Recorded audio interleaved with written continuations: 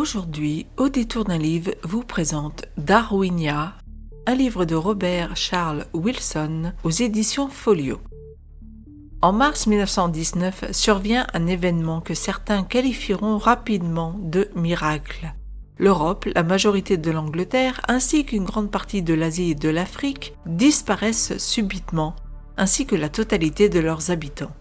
Ces territoires sont alors remplacés par une nouvelle masse continentale recouverte par une faune et une flore étranges qui semblent avoir suivi un chemin différent de l'évolution.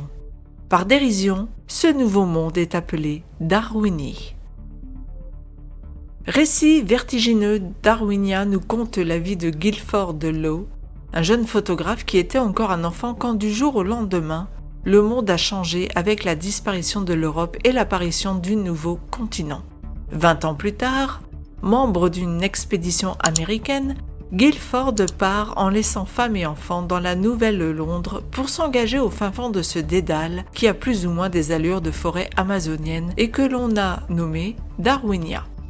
Mais Guilford et ses compagnons ne sont pas seuls. La Darwinie n'est peut-être pas ce qu'elle semble être. Qui est cet homme d'ailleurs qui lui ressemble comme deux gouttes d'eau et qui porte les vêtements d'un militaire des tranchées françaises de la Première Guerre mondiale? Qui sont ces hommes qui le poursuivent et qui ne meurent pas, et qui est-il lui-même? Dans la première partie de ce roman, l'auteur nous dépeint ce nouveau monde étrange où des animaux inconnus ont pris la place, où toute la civilisation humaine a disparu. L'auteur installe la situation et l'idée de ce continent qui apparaît un jour et fait disparaître l'autre nous laisse envisager une uchronie des plus intéressantes à découvrir. Dans la seconde partie, le héros est pourchassé et comprend qu'avec le continent, quelque chose d'autre est apparu. Des hommes comme lui, mais qui appartiennent à un dieu qui a un dessein particulier pour la Terre. La troisième partie voit la guerre qui s'engage pour rétablir les archives du temps. Darwinia est un livre d'aventure qui mêle science-fiction à une nouvelle réécriture de l'histoire.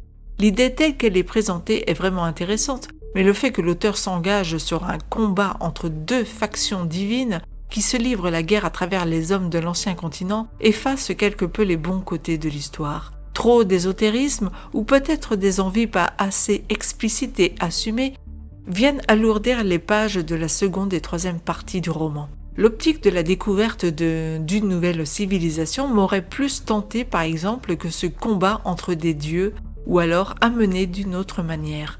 Bref, un préambule des plus intéressants mais qui s'essouffle devient trop complexe. L'écriture est belle, l'aventure humaine intéressante, mais est-ce suffisant pour adhérer au reste?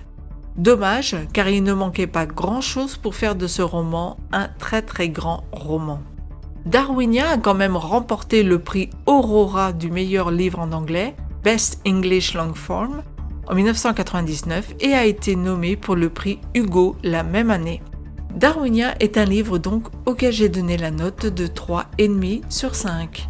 Si vous avez aimé cette chronique, n'oubliez pas de mettre un pouce vers le haut, de partager sur les réseaux sociaux, de vous abonner à la chaîne si ça n'est déjà fait, de laisser un commentaire si vous-même avez lu le livre ou si vous comptez le lire. Et moi, je vous dis à très bientôt pour une nouvelle lecture sur audétourdunlivre.com.